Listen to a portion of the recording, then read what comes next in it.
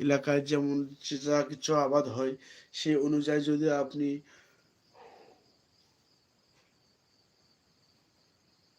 একটা মনোরম পরিবেশ নেন এবং ভয়েসটাকে একটু একটু জোরে জোরে নিজের থেকে, যেমন আমি লাইভ করতেছি ধীরে ভাষায়, এমন জোরে যদি বলা হয়, এই যে একটু যে ভয়েসটা আপনাকে আমি জোরে দিলাম, এই জোরে যদি আপনি ভয়েসটাকে ইউজ করে থাকেন, দেখবেন ভিডিওতে কিন্তু আপনার সুন্দর একটা ভয়েস আসবে।